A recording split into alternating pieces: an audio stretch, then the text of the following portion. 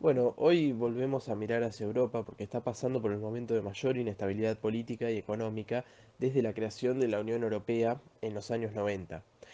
¿Por qué digo esto? Porque bueno, ayer por la tarde se conoció la noticia de que había renunciado el primer ministro italiano, Mario Draghi, quien había asumido no hace mucho, de hecho, el pasado 13 de febrero del 2021. Draghi renunció en medio de una escalada en la tensión con el partido que tiene la primera minoría en el Parlamento de Italia, que es el Movimiento 5 Estrellas, y se prevé que se profundice la crisis política que está pasando ese país desde el 2018. Y bueno, básicamente podríamos decir que es una crisis institucional derivada de una crisis intrapartidaria. Ahora, para empezar a entender esta crisis, hay que ver primero cómo está constituido el sistema de gobierno italiano. Primero que nada, su sistema de partidos. Muchas veces cuando analizamos a Estados Unidos o el Reino Unido, incluso acá en Argentina, también hablamos de un bipartidismo. Esto quiere decir que el sistema de partidos se caracteriza por tener dos partidos mayoritarios que se comparten el poder y se hacen de equilibrio uno del otro. Los partidos republicano y demócrata estadounidenses son el caso ideal para entender este sistema. Sin embargo, en Italia sucede todo lo contrario. ¿Por qué? Porque tiene un sistema multipartidario. Esto por deducción significa que en vez de haber dos partidos mayoritarios, hay entre 3 y 5 partidos minoritarios que tienen un porcentaje de votos lo suficientemente alto como para incidir en el Parlamento. Y acá está el segundo punto a destacar del sistema político italiano, que es un semipresidencialismo, al igual que Sri Lanka, que bueno, justo estuvimos hablando hace unos días. Esto significa que tiene un presidente electo directamente por el voto popular y un primer ministro electo por el Parlamento y ratificado por este presidente. Que, punto aparte también, este presidente juega un rol mucho más importante que el del monarca en un sistema parlamentario como el británico, aunque su función sea más o menos la misma, que es la de ser jefe de Estado. El tercer punto para entender esta crisis tiene que ver con el pasado histórico y cultural italiano, que siempre fue un país bastante dividido política y territorialmente, por supuesto.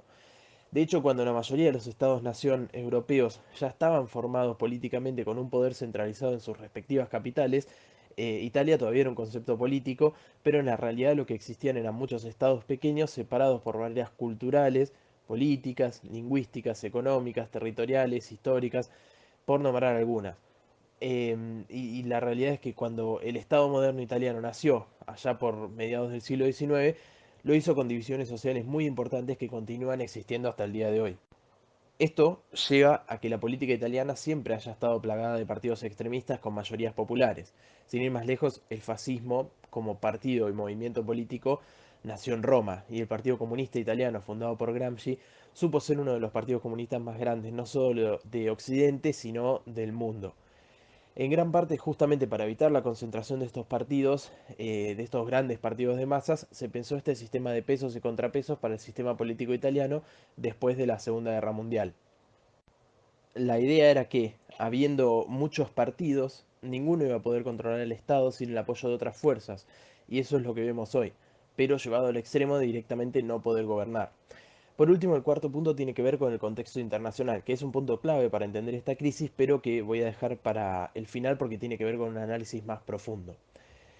Entonces, esta crisis política en Italia podríamos decir que viene arrastrándose aproximadamente desde el 2013, cuando el movimiento 5 Estrellas empezó lentamente a reemplazar al Pueblo de la Libertad, que es el partido de Silvio Berlusconi, que era el que dominaba hasta hace poco.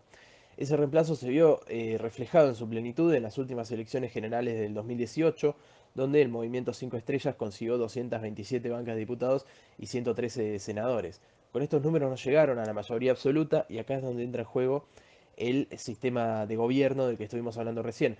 Al no poder, al estar el poder repartido entre tantos partidos eh, pequeños, digamos, el partido con la primera minoría que pretende formar gobierno tiene que consensuar con otros para elegir un primer ministro.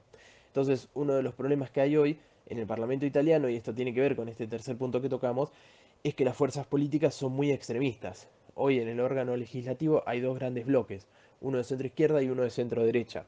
Esto crea una especie de ilusión de bipartidismo al interior del partido, pero la realidad es que recrudece las crisis políticas cuando hay una crisis de gobierno, y eso es lo que está pasando ahora. La actual crisis puede explicarse como la crisis dentro de la coalición de gobierno, que es la de centro derecha, la cual no encuentra un liderazgo estable. El movimiento 5 estrellas era el partido mayoritario hasta que uno de sus referentes, que es Luigi Di Maio, decidiera escindirse del mismo y llevarse diputados y senadores dejando a este partido en una posición de mayor inestabilidad. Además, y lo que terminó haciendo que Draghi renunciara, fue que ayer Giuseppe Conte, el líder del Parlamento del Movimiento 5 Estrellas y anterior primer ministro antes de Draghi, ordenó al bloque, o sea, al bloque del Movimiento 5 Estrellas, que boicoteara una votación de un paquete de medidas que para Draghi eran definitorias.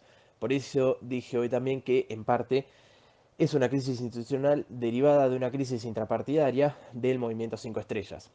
Entonces, un poco lo que veo es que, al igual que está pasando en otros países europeos, Italia se está moviendo lentamente hacia la extrema derecha y el Movimiento 5 Estrellas, que si, continúa siendo un partido relativamente pro-establishment, pero ante esta crisis de representación están emergiendo otros partidos. Por ejemplo, la emergencia de un nuevo partido con un pasado fascista está ganando mucho terreno. Este partido se llama Hermanos de Italia y hoy por hoy tiene una intención de voto del 22%, lo que podría convertirlo en la nueva minoría dentro del Parlamento. Y si pacta una coalición con otros partidos por fuera de la coalición que gobierna hoy, puede llegar a convertirse en la nueva jefe de gobierno, su líder, que es Giorgia Meloni. En resumen, la coalición de gobierno no puede establecer un liderazgo estable y Draghi es el segundo primer ministro que renuncia por perder la confianza de su coalición desde el 2018.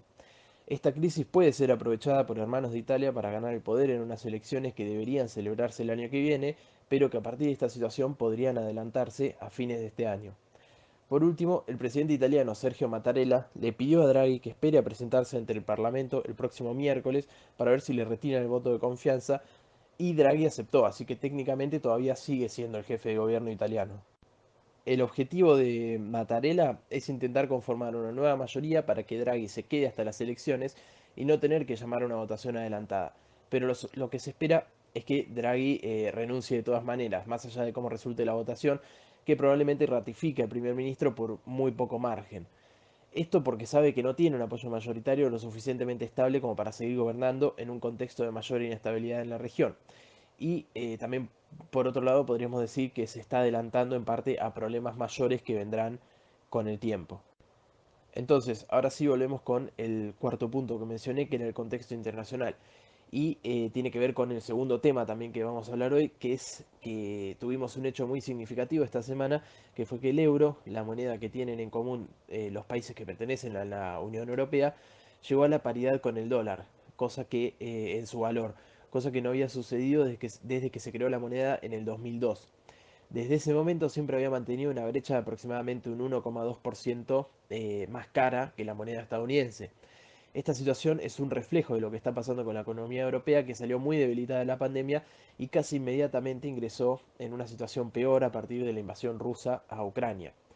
Y más allá de los datos económicos, que bueno, ya hemos venido mencionando en otras ocasiones, quería cerrar hoy la columna con una reflexión que tiene que ver con el humor de la opinión pública europea y su reflejo en la política institucional.